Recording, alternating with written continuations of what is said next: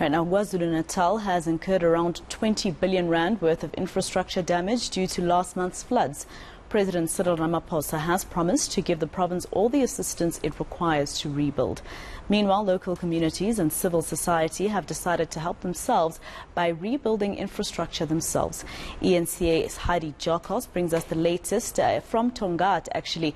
Heidi, we understand that the people in Tongaat have decided to build their own bridge. This is the second community we're covering doing this on eNCA. How's that going?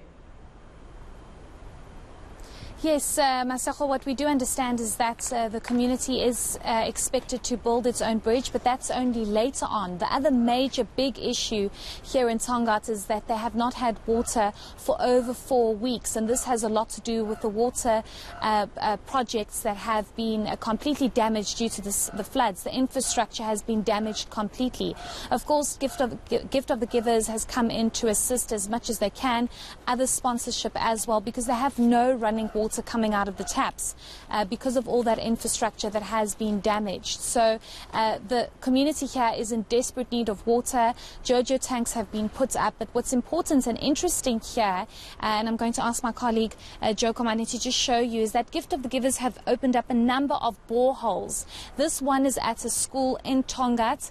The borehole has been drilled about a few days ago, in fact, and now they're just putting all the pipes in and making sure that it's connected to the Jojo tanks.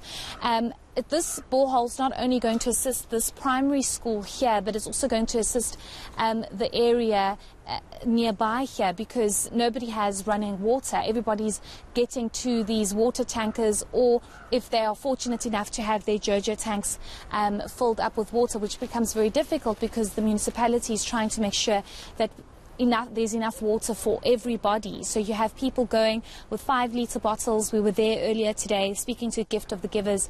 But just speaking off camera to the staff here at the school, they've indicated to us that it's been extremely challenging. One can understand and imagine how difficult it is to have a school with no running water, the toilets, everything else. You're at a school, you need to wash your hands, so it becomes very challenging for them. But thank goodness for organizations like Gift of the Givers and anybody else who wants to assist with water and assist communities that are in dire need and are so desperate just to have running water. But of course this is going to take some time.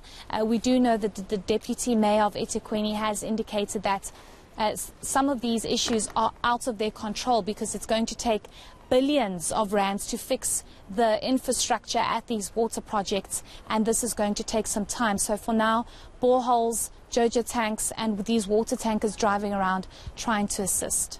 And Heidi, this shows also the importance of establishing a proper relationship between government and the private sector.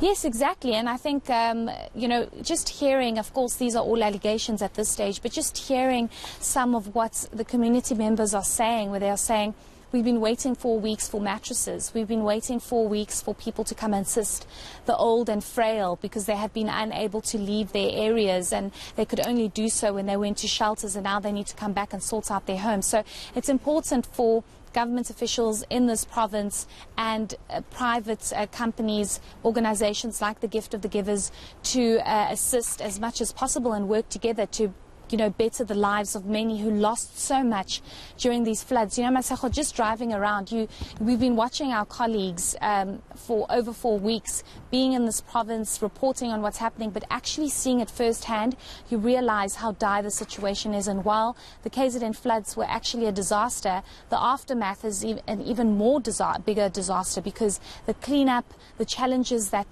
the municipalities face here in the province, the access to funding, and all of that, it's a very long process before this province is anywhere near where it should be. Infrastructure has been damaged, roads have been closed, but a little later on, Masako, we will be going closer to Mdloti, where we know that the community there is taking the matter into their own hands. They are going to they're going to rebuild their bridge, because they're just saying they cannot wait for government to make a decision to allocate funds and build that bridge, because it's costing them. They have to go the long way around into the inner city, and that's a huge challenge for them. But we'll be bringing you that story a little later. All right, Heidi Jokos in Tongaat in KZN. Let's leave it there for now.